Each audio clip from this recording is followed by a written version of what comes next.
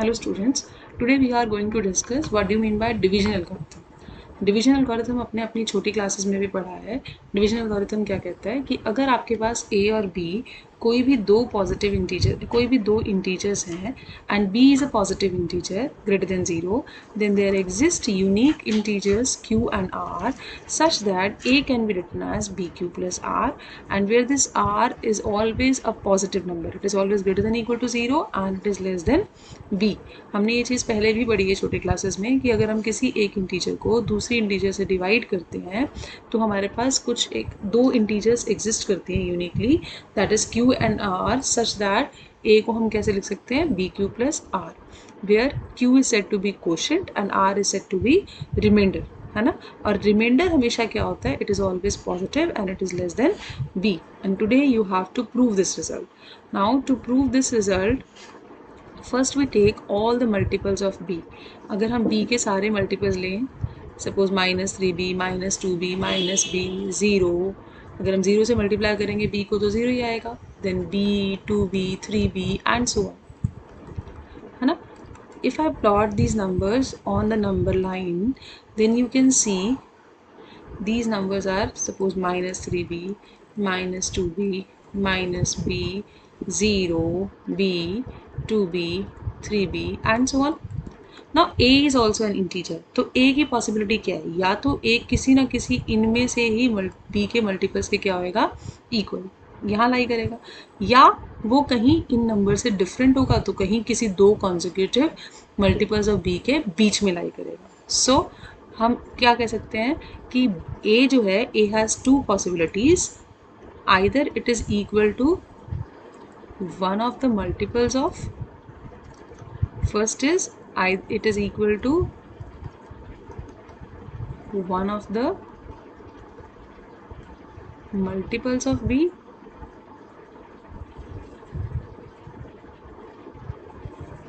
or second possibility, it lies between two consecutive multiples of b.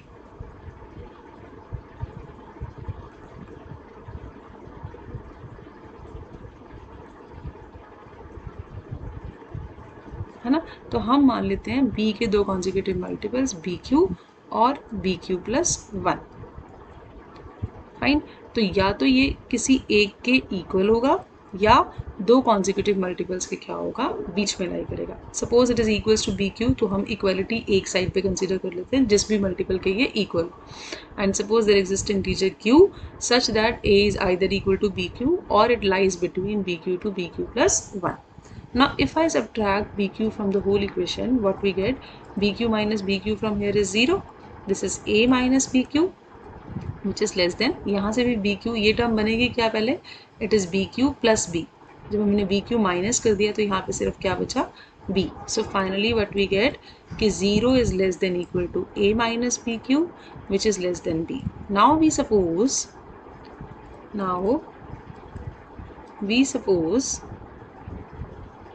r is equal to this a minus bq, जो ये हमारे पास आया इसको हमने क्या मान लिया, r.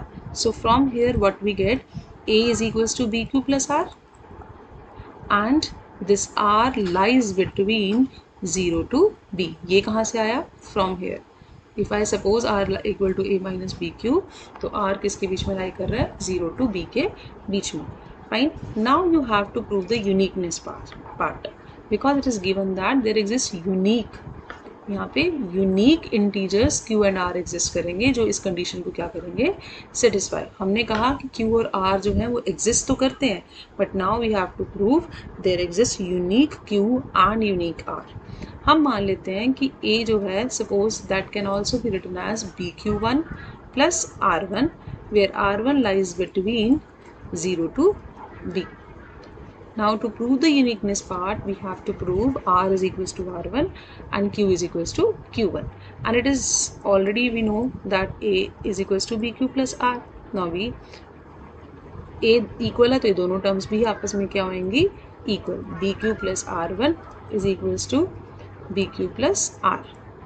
So this implies b times, sorry, it is bq1 plus r1 equal to this.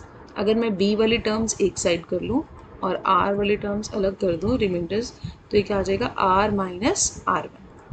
From here what we get? This term is equal to b into something.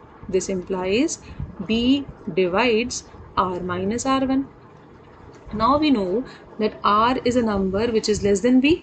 r b से छोटा है. r1 भी क्या है? b से छोटा है. तो this implies r minus r1 is also less than b. Fine. और यहाँ से क्या आया? b divides a number which is less than its b. और हमने ये रिजल्ट किया था, अगर कोई नंबर अपने से छोटे नंबर को डिवाइड करता है तो जिस नंबर को डिवाइड कर रहा है that number should be equal to 0. कोई भी नंबर अपने से छोटे सिर्फ किस नंबर को डिवाइड कर सकता है? 0 को. It means r minus r1 is equal to 0 which implies r is equal to r1. And if I substitute r is equal to r1, if I substitute r equal to r1 here, then this is equals to 0, and this implies b times q minus q1 is equal to 0, है ना? तो now product of two numbers is 0, but b is not equal to 0, b is greater than 0. इसका मतलब q minus q1 should be equal to 0, which further implies q is equals to q1. So it means r r1 के equal है और q q1 के equal है. तो ऐसे q और r जो है वो unique exist करेंगे such that a can be written as bq plus r. Fine. And this you have to prove. This is your division algorithm.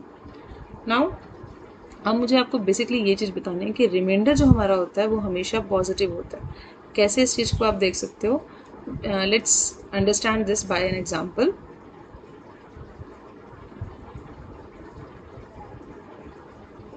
अगर हमारे पास एक नंबर है a which is 25 and if I divide this number by 3, then what you get?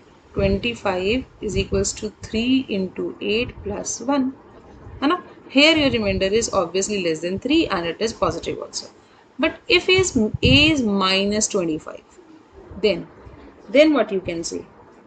We can write minus 25 as,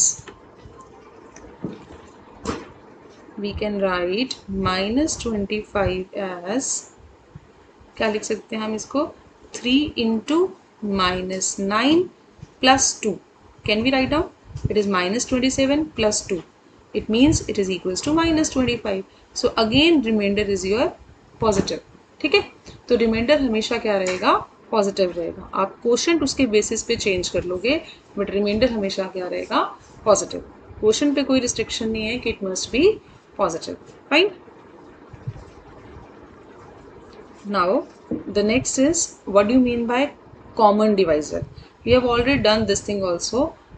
दो numbers का कोई भी divisor common कब होगा? अगर वो नंबर दोनों नंबर्स को क्या कर रहा है? Divide. Like c is said to be common divisor of a and b if c divides a, c divides a, if c divides a and c also divides b, then we say that c is a common divisor of a and b. Like अगर मैं 2 और 4 का common divisor निकालना चाहूँ तो we all know that 2 divides 2 and 2 also divides 4. So 2 is a common divisor of 2 and 4. Similarly, minus 2 divides 2 and even minus 2 also divides 4. So minus 2 is also a common divisor of 2 and 4. ठीक है? सो इसका मतलब दो numbers के एक से ज़्यादा common divisors possible हैं. जब एक से ज़्यादा कॉमन डिवाइजर्स पॉसिबल थे तभी हमने नेक्स्ट टर्म डिफाइन की, that is a greatest common divisor. ठीक है? जब एक से ज़्यादा कॉमन डिवाइजर्स पॉसिबल थे तो हमने क्या डिफाइन किया? Greatest common divisor. अब ग्रेटेस्ट कॉमन डिवाइजर क्या होता है? It is greatest among all the common divisors. यानी कि दो नंबर्स के जितने भी कॉमन डिवाइजर्स हैं उन सब में से सबसे बड़ा. और उस चीज़ को मैथमेटिकली इस फॉर्म में भी लिखा, इस तरह से डिफाइन किया कि a positive integer d is GCD of two integers a and b if first of all क्या होना चाहिए? That should be a common divisor of a and b. यानी कि दोनों नंबर्स को वो क्या डिवाइड करना चाहिए? डिवाइड. सो दिस इम्प्लाइज कि पहले d क्या है? d is common divisor of a and b. Fine. फिर क्या कहा? कि अगर कोई और कॉमन डिवाइजर है, if there exist any other common divisor like d dash is a common divisor of A and b, then d dash divides d. अगर d dash d को डिवाइड करता है तो इसका मतलब क्या हुआ, d is obviously greater than d dash और इक्वल टू डी डैश. इसका मतलब क्या हुआ, it is greatest among all the common divisors. ठीक है, तो मैथमेटिकली जब भी हमें प्रूफ करना है कि कोई चीज़ ग्रेटेस्ट कॉमन डिवाइज़र है तो हम इसी तरह से प्रूफ करेंगे कि पहले वो कॉमन डिवाइज़र होना चाहिए और फिर वो सारे कॉमन डिवाइजर में से सबसे बड़ा कॉमन डिवाइज़र होना चाहिए, यानी कि वो सारे कॉमन डिवाइजर से डिवाइड होना चाहिए. Fine. So in this way you can define greatest common divisor. Now next is what do you mean by co-prime integers? Co-prime integers को हम relatively prime integers भी कहते हैं. कोई भी दो integers आपस में co-prime कब होती हैं, अगर उन दोनों integers का GCD क्या हो 1. Fine. Two integers are said to be co-prime if their GCD is 1. So हम कैसे define करते हैं co-prime integers को? Two integers a and b are said to be co-prime. Co-prime or you can also say relatively prime if their GCD is equal to 1. Let's understand this by a example. Suppose you have these two numbers 2 and 3, then what is the GCD of these two? What is the greatest common divisor of these two? It's 1. So it means these two are co-prime numbers.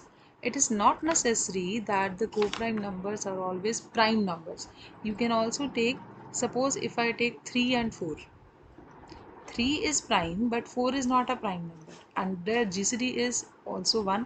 2 और 3 का GCD 1 था, 3 और 4 का GCD भी क्या है 1. So 3 and 4 are also co-prime numbers. Fine. Similarly you can check 4 and 9. Both the numbers are not prime but their GCD is equals to 1. So these two numbers are also co-prime or they are relatively prime numbers. Fine. Now next result you have to prove that if A is equals to BQ plus R, then GCD of A and B is same as that of GCD of B and R. How will you prove this?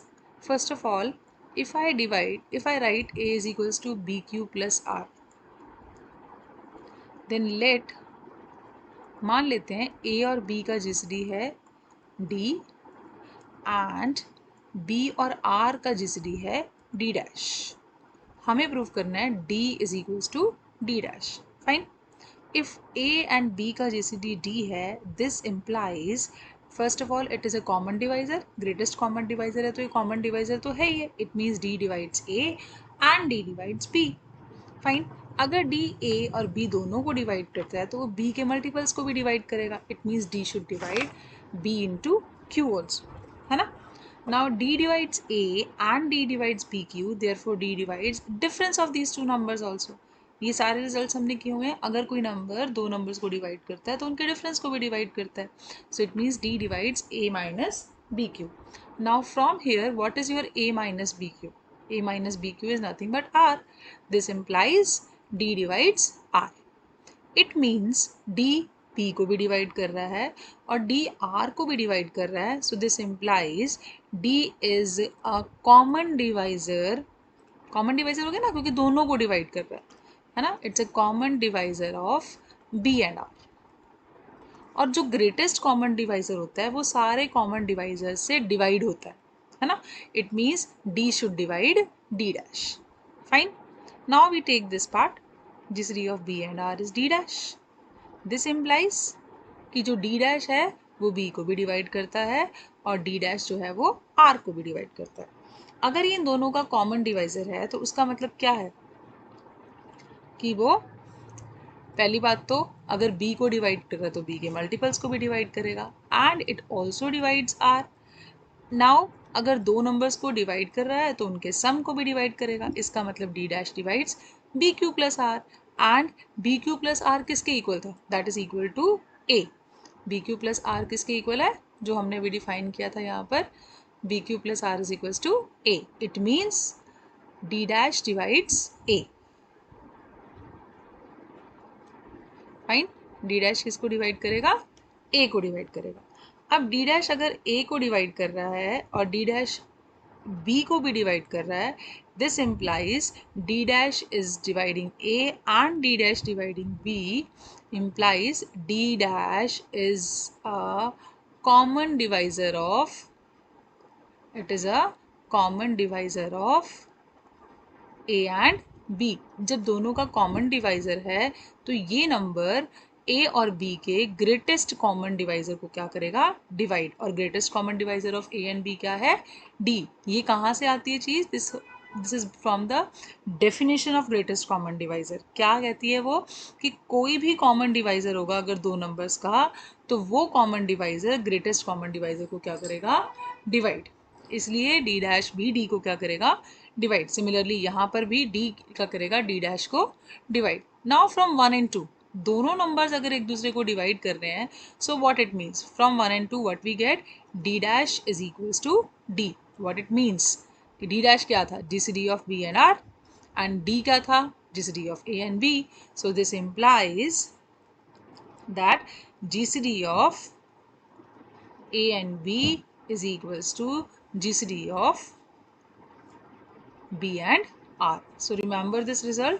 क्या कहता है ये result, कि GCD अगर हम A को BQ plus R की form में लिखते हैं, तो जो GCD A और B का होगा, जो GCD इन दोनों नंबर्स का होगा, वही GCD इन दोनों नंबर्स का भी होगा. ठीक है. Now using this result we are going to prove our next result, that is if GCD of A and B is D, then there exist two integers x and y such that d can be written as ax plus by.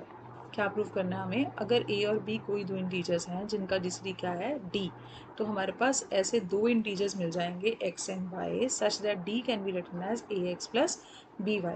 और you can say कि GCD is linear combination of a and b. GCD of two numbers को हम कैसे लिख सकते हैं, as a linear combination of those two numbers. कौन से numbers, a and b. Linear combination का मतलब this integer is multiply with some another integer plus b times another integer. मतलब a को हमने किसी इंटीजर से मल्टीप्लाई कर दिया प्लस फिर b को किसी इंटीजर से मल्टीप्लाई कर दिया, तो ये जो बनेगा this is said to be linear combination of a and b. This you have to prove.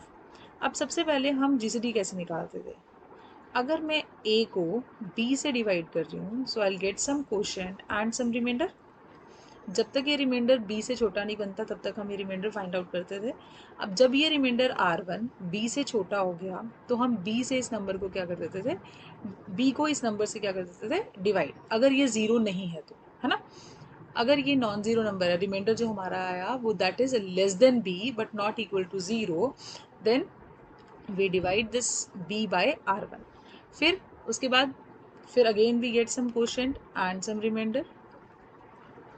जब तक ये रिमाइंडर r1 से छोटा नहीं हो जाता तब तक हम ये मतलब वैल्यू को सॉल्व करते रहते थे. और फिर अगर ये भी ज़ीरो नहीं आ रहा तो हम फिर r1 को r2 से क्या करते थे, divide. Again some quotient and again some remainder. ये प्रोसेस तब तक कंटिन्यू रखते थे जब तक कि हमारे पास ये रिमाइंडर जो है वो ज़ीरो नहीं आ सकता. So I will write this as this now. If I divide a by b, I get some quotient and suppose that quotient is q1 and remainder is r1. हमने मान लिया कि quotient क्या आया, q1 और remainder क्या आया, r1. Then I can write a as b q1 plus r1 where remainder is either 0 but it should be less than b, है ना. अब हम r1 को किससे डिवाइड कर देते, फिर हम फिर दोबारा क्या करते थे, b को r1 से डिवाइड करते थे. यही कहा ना हमने. तो again we get some quotient and some, again we get some quotient plus remainder. ठीक है. जब ये रिमाइंडर भी क्या होता था, r2 is also less than r1, है ना. नाउ अगेन हम इसको डिवाइड करते थे, we get some quotient and some remainder. फिर r1 को हम डिवाइड करते थे r2 से, तो कुछ क्वोशिएंट आया हमारे पास और कुछ रिमाइंडर. ये प्रोसेस कब तक कंटिन्यू रहता था, जब तक ये r3 जो है या रिमाइंडर जो है हमारा ज़ीरो नहीं हो जाता. मान लेते हैं हमारा ये स्टेप कितने स्टेप्स तक चला, सपोज n r nth जो आया हमारे पास that is r n plus one या n प्लस वनथ जो रिमाइंडर आया that is zero. Then n minus two किसके इक्वल होगा, r n माइनस वन. यहाँ से देखो ये अगर 1 है तो यहाँ वैल्यू कितनी है 2, यानी कि जितनी यहाँ वैल्यू है उससे एक ज़्यादा, इनटू जितनी यहाँ वैल्यू उससे एक ज़्यादा है इसका सब्सक्रिप्ट, यानी कि it is q n plus are n. हमने कहा आर एन प्लस 1 अगर ज़ीरो है तो इसका मतलब एक स्टेप और लिखना पड़ेगा। फिर अब हमने क्या किया, आर एन माइनस 1 को आर एन से डिवाइड करना पड़ेगा। So you will get some question that is q n plus 1। And similarly ये वाली कंडीशंस भी सेम होंगी, आर एन जो है वो कहाँ लाई करेगा, 0 टू आर एन माइनस 1 तक।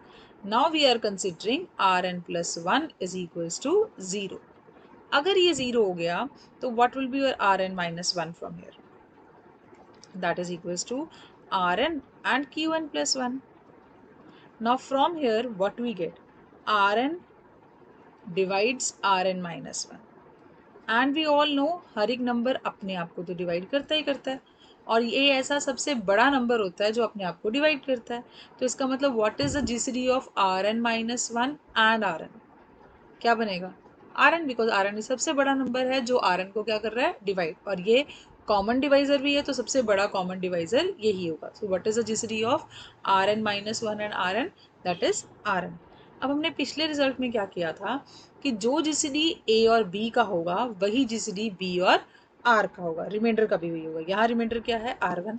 इसका मतलब क्या हुआ कि GCD of A and b is equals to GCD of b and r one.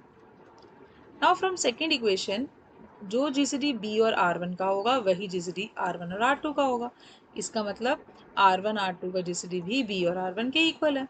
Similarly यहाँ पर आर वन और आर टू का जो जीसीडी है वही आर टू और आर थ्री का है। सो ऐसे करते करते अगर हम अगले वाले स्टेप्स पे आएँ तो हमारे पास क्या आएगा, जो आर एन और आर वन माइनस 1 और आर माइनस 2 का जीसीडी होगा, जो जीसीडी आर एन माइनस 2 और आर एन माइनस 1 का होगा वही जीसीडी आर एन माइनस 1 और आर एन का होगा। यहाँ से भी वही आएगा ना। We continue like this, we get finally जो जीसीडी इन दोनों नंबर्स का है वही जीसीडी इन दोनों नंबर्स का भी है, तो इट मीन्स ए बी का भी वही जीसीडी होगा जो आर एन माइनस 1 और आर एन का है, और वो जीसीडी क्या आया था हमारे पास, आर एन, है ना। तो इट मीन्स हमने जीसीडी ए बी का कितना माना हुआ है, d, it means r n is equals to D.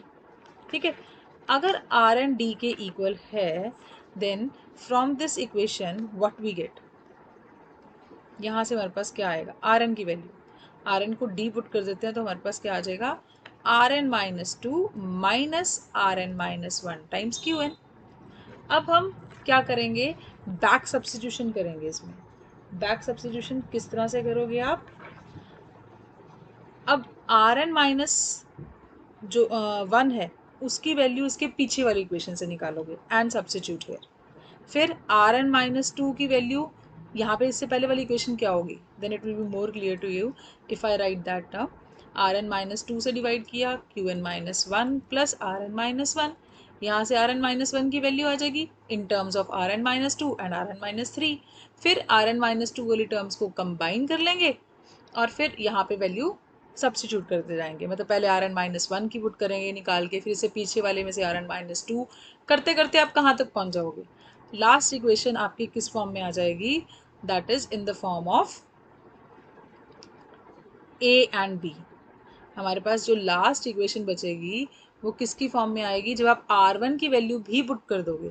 Finally हम सारे रिमाइंडर्स की वैल्यू पुट कर रहे हैं, हम आर वन की वैल्यू भी पुट कर देंगे, तो फाइनल हमारे पास जो इक्वेशन बचेगी वो किसकी फॉर्म में बचेगी, ए और बी की फॉर्म में। तो फाइनली आपके पास डी कैसा आएगा, a times something plus b times something. तो जो ये समथिंग बीच वाला होगा, we suppose that integer is x and this integer as y, it means हमारा ए डी कैसे लिखा जाएगा, ax plus by. Fine. So in this way you have to express the GCD of a and b in terms of as a linear combination of a and b. Fine. Now one thing more here, d is the smallest positive integer, yeah, d is the smallest number such that d can be written as a linear combination of a and b, मतलब ऐसा ये सबसे छोटा number होगा, इसके multiples भी ए और B के लीनियर कॉम्बिनेशन में लिखे जा सकते हैं, बट वो लीनियर जो मल्टीपल्स होंगे obviously they are more than D, है ना। तो डी सबसे छोटा ऐसा नंबर होता है जो ए और बी के लीनियर कॉम्बिनेशन में एक्सप्रेस होता है। कहने का मतलब क्या है, GCD of two numbers is a smallest number which can be written as a linear combination of A and B. ठीक है, इनके लीनियर कॉम्बिनेशन में और भी बहुत सारे नंबर लिखे जा सकते हैं, but D is the smallest number which can be written as multiple linear combination of A and B. How will you prove this, कि ये स्मॉलेस्ट नंबर कैसे होगा? देख, इसके लिए क्या करेंगे, सपोज ए और बी का जीसीडी हमें क्या गिवन है, डी। इसका मतलब क्या हुआ, D divides A and D divides B. Fine. अगर डी ए को डिवाइड कर रहा है तो उसके मल्टीपल्स को भी डिवाइड करेगा, डी बी को डिवाइड कर रहा है तो उसके भी मल्टीपल्स को डिवाइड करेगा। दोनों को डिवाइड कर रहा है, इसका मतलब क्या हुआ, डी डिवाइड्स ए एक्स प्लस बी वाई।